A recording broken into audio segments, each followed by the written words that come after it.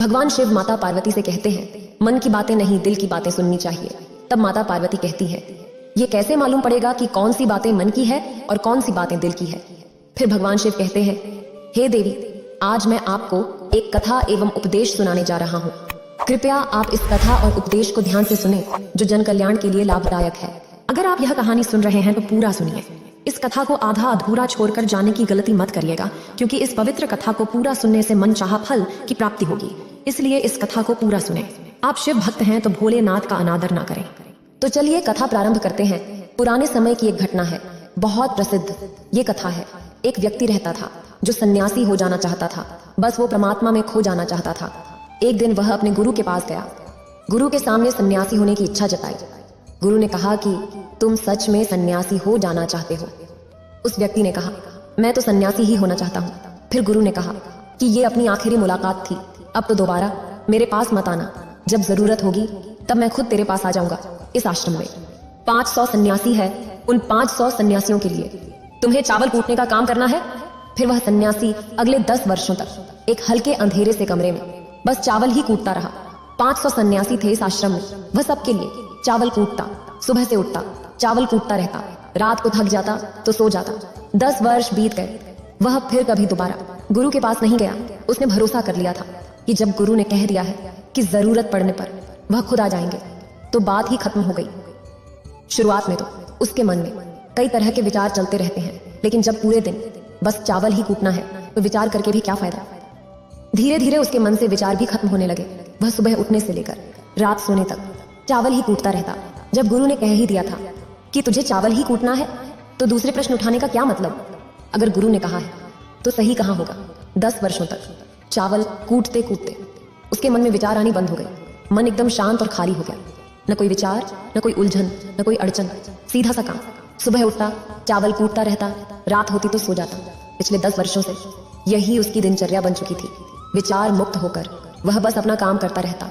10 साल बीत जाने के बाद गुरु ने घोषणा की अब मेरे जाने का समय आ चुका है।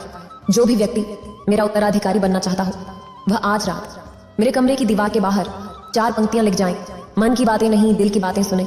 यह घोषणा सुन सभी शिष्य डर गए, क्योंकि गुरु को धोखा देना आसान न था। शास्त्रों तो सभी शिष्य पढ़ रखे थे, लेकिन उन सभी शिष्यों में से जो सबसे बड़ा विद्वान था उसने साहस जुटाकर गुरु के कमरे की दीवार पर उस रात 4 पंक्तियां लिख दी। उसने लिखा कि मन एक दर्पण की तरह है जिस पर धूल जम जाती है, और धूल को साफ कर दो तो धर्म उपलब्ध हो जाता है। इस धूल को साफ कर दो तो सत्य अनुभव में आ जाता है। सुबह गुरु उठा, उसने देखा तो चिल्लाया ये किस मूर्ख ने मेरी दीवार खराब कर दी, उसे पकड़ के मेरे पास लाओ। पर वो शिष्य तो लिखकर रात ही भाग गया था। वह डरा हुआ था, क्योंकि यह पंक्तियां उसकी नहीं थी। उस पंक्तियों में यह सब भी था जो इरादों का पक्का हो, और दिल उसको दो जो सूरत से नहीं दिल से अच्छा हो। स्पष्ट बोलने वाला व्यक्ति एक अच्छी कांटे की भांति होता है। इसमें थोड़ी देर के लिए दर्द जरूर होता है, लेकिन फायदा जिंदगी भर रहता है। अगर आप किसी को एक बार माफ करते हो तो आप समझदार हो।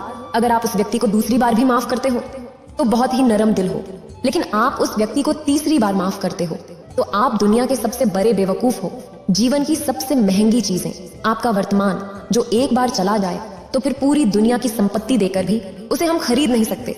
हमें हमारे विचार ही बनाते हैं। इसलिए शब्दों पर नहीं, अपनी सोच पर ध्यान दो। विचार हमेशा जिंदा रहते हैं। धरती पर जिस प्रकार मौसम में बदलाव आता है, उसी प्रकार जीवन में सुख दुख आता जाता रहता है। बुराई तो तुम्हें हजारों की भीड़ में भी ढूंढ लेगी। ठीक उसी प्रकार जैसे गायों के झुंड में बछड़ा अपनी माँ को ढूंढ लेता है, परंतु जो बंसी वाले को दिल से मानता है वह बुराई में भी अच्छाई को ढूंढ लेता है। ज्यादा हंसनी और बोलने वाला व्यक्ति अगर चुप हो जाए तो समझ लेना चाहिए कि वह भीतर से टूट चुका है। कभी भी स्वयं पर घमंड मत करना। पत्थर भी भारी होकर पानी में अपना वजूद खो देता है। अगर ईश्वर तुम्हें ज्यादा प्रतीक्षा करवा रहे हैं तो हो सकता है जितना तुमने मांगा है उससे वह कहीं ज्यादा देने वाले हैं। अरे गुजर जाएगा ये दौर भी, जरा सब्र तो कर। खुशियां ही नहीं रुकी तो गम की क्या औकात है। जब मन परेशान हो तब कुछ मत किया करो, बस आंखें बंद करके श्री कृष्ण का नाम लिया करो। बुद्धि से पैसा कमाया जा सकता है, परंतु पैसे से बुद्धि नहीं खरीदी जा सकती। सब अपना सा लगता है। सिर्फ बातों से औरों के लिए जीते थे तो किसी को शिकायत नहीं थी। थोड़ा सा अपने लिए क्या सोचा, जमाना दुश्मन बन गया। जिंदगी का तजुर्बा कि छोटा आदमी बड़ी मौके पर काम आ सकता है और बड़ा आदमी छोटी सी बात पर औकत दिखा देता है। कोई भी आपके हाथ से तो छीन सकता है, लेकिन आपके भाग्य से नहीं। जिंदगी में आगे बढ़ना है तो सहारों पर नहीं, खुद पर यकीन करना सीखो। परंतु उसने एक बड़े शास्त्र से इन पंक्तियों को चोरी किया था। इसमें उसका खुद का अनुभव न था। शब्द अच्छे तो थे, लेकिन उनमें दिल की बातें नहीं थी।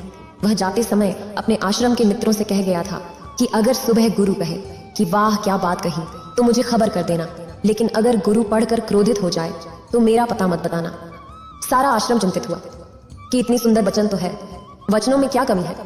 मन दर्पण की तरह ही तो है, जिसमें शब्दों की, विचारों की, अनुभवों की धूल जम जाती है। बस इतनी ही तो बात है। साफ कर दो दर्पण तो सत्य का प्रतिबिंब फिर बन जाता है। फिर शिष्य ने कहा, उस शिष्य ने बात बिल्कुल ठीक ही लिखी है, लेकिन गुरु जरा जरूरत से ज्यादा ही कठोर है। अब देखते हैं कि इससे उचित बात गुरु कहां से लेकर आएंगे। ऐसी ही बातें पूरे आश्रम में चल रही थी। पूरा आश्रम में यही चर्चा हो रही थी। इसी बात को लेकर ऐसे बात करते हुए कुछ शिष्य उस चावल कूटने वाले के पास से जा रहा था। उसने भी उन चारों की बात सुनी। उनकी बात सुनकर वह हंसने लगा। उनमें से एक ने कहा, तुम हंस रहे हो, बात क्या है? उसने कहा, गुरु ठीक ही तो कह रहे हैं, किसना समझने लिखा। यह सुनकर चारों शिष्य चौंके और फिर बोले, तो पिछले 10 वर्षों से चावल ही कूट रहा है और हमें शास्त्रों पर सबक सिखा रहा है, तो तू बताएगा कि क्या सही है और क्या गलत? उनमें से एक ने कहा, तो क्या तू लिख सकता है इससे बेहतर कोई वचन? उसने कहा, पिछले 10 वर्षों से चावल कूटते कूटते लिखना तो मैं भूल ही गया, लेकिन बोल सकता हूँ अगर कोई लिख दे तो। लेकिन एक बात याद रहे, उत्तराधिकारी बनने की मेरी कोई इच्छा नहीं है। अगर इस लिखने की वजह से मुझे उत्तराधिकारी बनना पड़े तो मुझे लिखवाना भी नहीं। फिर उन चारों शिष्य ने कहा, अरे तू बोल, हम लिख देते हैं। फिर उसने लिखवाया, जब भी जिंदगी आपको रुला दे तो समझ लेना जिंदगी आपको रुला नहीं रही, आपको सिखा रही है। मतलब की बात तो सब समझ लेते हैं, लेकिन बात का मतलब बहुत ही कम लोग समझ पाते हैं। किसी पर ज्यादा नाराज होने से बेहतर है कि अपने जीवन में उसकी अहमियत कम कर दो। सब कुछ जानते हुए भी अगर आप गलत को गलत नहीं कह सकते तो आप अपने हक के लिए भी नहीं लड़ सकते। खुश रहना चाहिए, बाकी तो सब चलता रहेगा। कोई भी अपना बिछड़ता रहेगा तो कोई पराया मिलता रहेगा। कोई भी रिश्तेदारी एक हिस्सेदारी से नहीं, दोनों की भागीदारी से चलता है।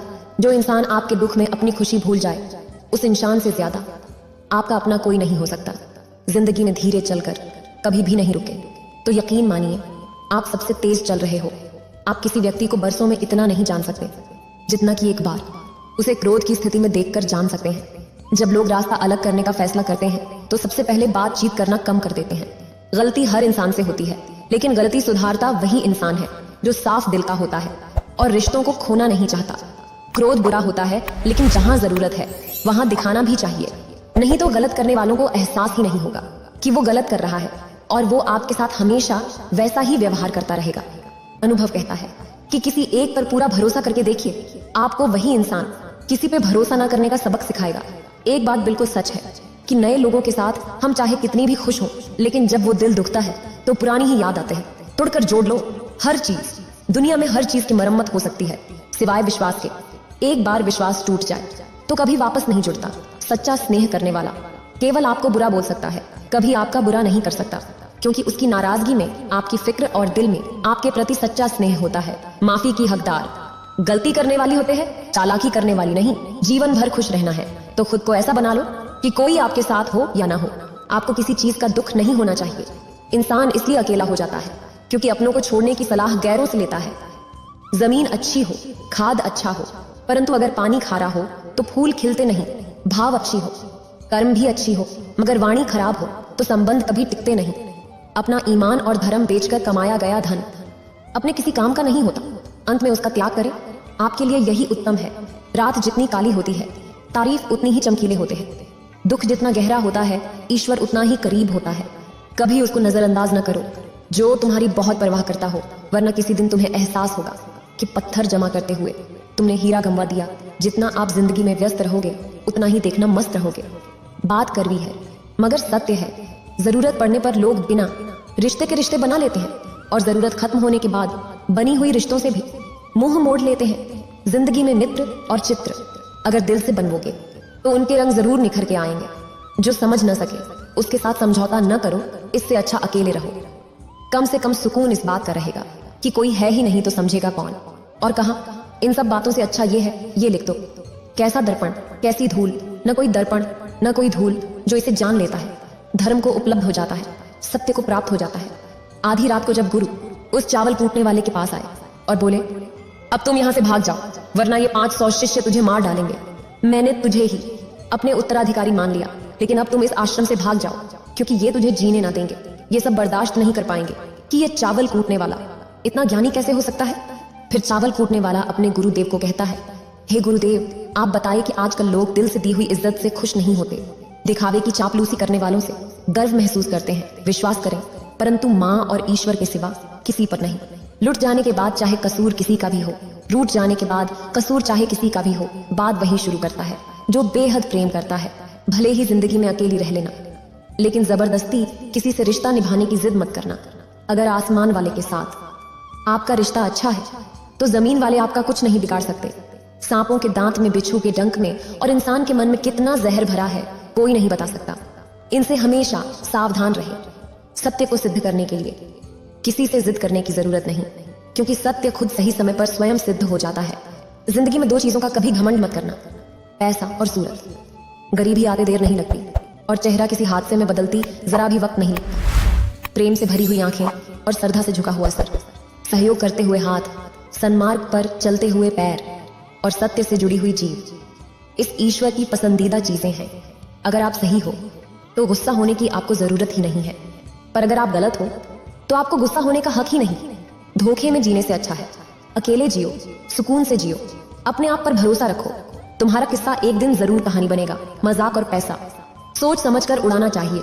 संघर्ष ही जीवन है, इससे डरना नहीं, लड़ना सीखो। एक बार नींद टूटेगी तो चलेगा, लेकिन कभी अपने सपने मत टूटने देना। आप कितने भी बड़े बन जाएंगे, यदि आपके अंदर इंसानियत नहीं है तो सब बेकार है। जो करना है खुद करना है। वक्त के भरोसे बैठने से भी धोखा मिल सकता है। जिंदगी का एक उसूल बना कि तुम्हारी इज्जत जो नहीं करता उसके पास कभी नहीं जाना, क्योंकि जीवन में क्या होगा, या तो कुछ अच्छा होगा या बड़ा होगा। जो भी होगा हमारे कर्मों का ही फल होगा। जिस प्रकार दिया तीन के बिना नहीं जल सकता, इसी प्रकार मनुष्य भगवान की कृपा दृष्टि के बिना जीवन में सफल नहीं हो सकता। जीवन में कोई भी काम करने से पहले एक बार भगवान का स्मरण करना जरूरी है कि मैं जो करने जा रहा हूँ वह भगवान को स्वीकार होगा या नहीं। ऐसा करने से आप जीवन में कोई गलत काम नहीं करेंगे। किसी का भला नहीं कर सकते तो बुरा भी मत करो। यदि सम्मान नहीं कर सकते तो बेवजह अपमान भी मत करो। तुम जिसकी जितनी परवाह करोगे उतनी ही तकलीफ पाओगे, और जिस दिन तुम लोगों की परवाह करना छोड़ दोगे लोग तुम्हें तकलीफ देना छोड़ देंगे। क्या लेकर आए हो और क्या लेकर जाओगे? यह जीवन 2 दिन का मेला है, एक दिन सब यही छोड़कर जाओगे। समझदार व्यक्ति कभी बदले की भावना नहीं रखता, क्योंकि वह जानता है भगवान सही कर्म और सही समय आने पर सबका हिसाब करते हैं। जबरदस्ती मत मांगना जिंदगी में किसी का साथ। कोई खुद चलकर आए उसमें खुशी कुछ और ही होती है। संगत का विशेष ध्यान रखें, क्योंकि सफलता हमेशा अच्छे विचारों से आती है और अच्छे विचार अच्छे लोगों के संपर्क से आते हैं। या तो चुप रहिए या फिर ऐसी शब्द बोलिए जो मौन से ज्यादा कीमती हो। शक्ति अपने लिए रखना, प्रेम दूसरों के लिए, करुणा सबके लिए रखना, यही जीवन का व्याकरण है। फूल कितना भी सुंदर हो, तारीफ खुशबू से होती है। इंसान कितना भी बड़ा हो, कद्र उसके गुणों से होती है। फिर गुरुदेव कहते हैं, आज मैं तुमको एक कहानी सुनाने जा रहा हूँ, इसे ध्यान से सुने। एक बार एक गांव में एक साधु रहता था जो भगवान पर बहुत विश्वास रखता था। एक बार की बात है, वह साधु पेड़ के नीचे बैठा था और भगवान को याद कर रहा था, और अचानक ही वहां बाढ़ आ गई। चारों तरफ पानी ही पानी था। सब लोग अपने आप को बचाने के लिए ऊपर पहाड़ की तरफ भागने लगे। उनमें से एक आदमी ने देखा इस हालत में भी साधु जी भगवान की तपस्या कर रहे, और सोचा कि ये अपने आप को बचाने के लिए कहीं क्यों नहीं जा रहा। तो उसने उस साधु से बोला, अरे आप क्यों नहीं जा रहे हो? आप मेरे साथ ऊपर पहाड़ की तरफ चलो, नहीं तो डूब जाओगे। साधु बोला, अरे हमें क्या होगा, मैं भगवान की कितनी तपस्या करता हूँ कि मुझे कुछ नहीं हो सकता। भगवान खुद मुझे बचाने आएंगे। धीरे धीरे पानी साधु की कमर तक आ गया और अब लोग वहां से नाव लेकर निकलने लगे। उनमें से एक ने साधु से कहा, अरे पानी आपके कमर तक आ गया है, आप हमारे साथ चलिए। साधु ने कहा, नहीं नहीं, भगवान मुझे खुद बचाने आएंगे। और वो नाव वाला भी वहां से निकल गया। कुछ देर बाद पानी इतना बढ़ गया कि साधु के सर तक पहुंच गया और लोगों को बचाने के लिए हेलीकॉप्टर से निकालने लगे। एक हेलीकॉप्टर साधु के पास आया, जो कि आखिरी हेलीकॉप्टर था। साधु के पास नीचे रस्सी फेंकी और बोला, इसे पकड़ो और ऊपर आ जाओ, नहीं तो आप डूब जाओगे। यह आखिरी हेलीकॉप्टर है और आपके पास में कोई दूसरा रास्ता भी नहीं है बचने के लिए। साधु ने कहा, यह रस्सी आप वापस खींच लो और चले जाओ। मुझे भगवान शिव के ऊपर भरोसा है, वो मुझे बचाने जरूर आएंगे। पानी काफी ऊपर आ गया और पैर भी डूब गया और साधु की भी डूबने से मौत हो गई। मरने के बाद साधु भगवान शिव के पास गया और बोला कि हे महादेव, मैंने आपकी पूरी जिंदगी तपस्या की, पूरा जीवन आपकी आराधना करने में लगा दिया, फिर भी इतनी भरोसे के साथ इंतजार किया कि आप मुझे बचाने आओगे, लेकिन वहां मेरी डूबकर मौत हो गई और आप नहीं आए। ऐसा क्यों? फिर भगवान शिव बोले, मूर्ख इंसान, एक बार भी 3 बार आया था, तीनों बार मैं ही तो था। पहला पैदल, दूसरा नाव के द्वारा और तीसरा हेलीकॉप्टर के द्वारा। लेकिन तुमने मुझे एक भी बार पहचान नहीं पाया। पता नहीं किसका इंतजार कर रहा था। इसी तरह से जिंदगी में हमें ऊपर वाला बहुत से मौके देता है, लेकिन हम सब मौके को ठुकराकर पता नहीं किस चीज का इंतजार कर रहे होते हैं कि वह होगा तभी मैं करूंगा। इस बात पर अरे रहने से एक वक्त के बाद वह मौका हाथ से निकल जाता है और हम कुछ भी नहीं कर पाते। तो हमें किसी भी अच्छे समय का इंतजार नहीं करना चाहिए। जो भी करना है आज और अभी से करना शुरू कर देना चाहिए। इसलिए तुम यहाँ से चले जाओ। ये कहानी गुरुदेव यही समाप्त करते हैं। फिर भगवान शिव एक बार कहते हैं कि जिस दिन इंसान के दिमाग में विचार उठाना बंद हो जाए, उस दिन इंसान मन की बातें नहीं दिल की बातें सुनने लगोगे और सत्य का अनुभव करोगे। इंसान खुद को, इस ब्रह्मांड को समझ पाओगे। फिर भगवान शिव कहते, अंदर क्या चल रहा है, कैसे विचारों उठ रहे हैं, इसका बड़ी सावधानी से निरीक्षण कर पाओगे। पर इसका मतलब ये नहीं है कि अपने विचारों को दबाना, उन्हें रोकना शुरू कर दें। अगर इंसान ऐसा करेंगे तो इंसान बस अपने मन को देखना है। मन भटकेगा और बार बार भटकेगा, लेकिन जैसे ही याद आए कि विचारों का निरीक्षण कर रहे थे, तुरंत फिर से विचारों पर ध्यान देना शुरू कर दें। शुरुआत में काफी परेशानी आएगी और मन बार बार भटकेगा भी, लेकिन कुछ दिनों बाद देखेंगे कि अब काफी लंबे समय तक अपने विचारों को अपने अंदर कर पा रहे हैं। हर तरह के अच्छे बुरे विचार मन में आ रहे हैं, जा रहे हैं, लेकिन आप विचारों के साथ कोई छेड़खानी नहीं कर रहे। धीरे धीरे आपके मन में विचारों के उठने की तीव्रता कम होती चली जाएगी और इस प्रक्रिया में और गहरी होती चले जाएंगे। तब आप पाएंगे कि आपके मन में विचार उठने ही बंद हो गए। अब आप बीते हुए कल और आने वाले भविष्य की चिंता नहीं करते, अब दिल की बातें सुनेंगे। इसलिए इंसान केवल उसी पर ही अपना ध्यान केंद्रित करते रहे। यह कहकर भगवान शिव इस कथा को समाप्त करते हैं। इस वीडियो को बोलते समय कोई त्रुटि हो तो मैं क्षमा चाहती हूँ। उम्मीद है आप सभी को यह वीडियो अच्छी लगी होगी। अगर आप शिव के सच्चे भक्त हैं तो चैनल को सब्सक्राइब और वीडियो को लाइक करके कमेंट में हर हर महादेव लिख दीजिए।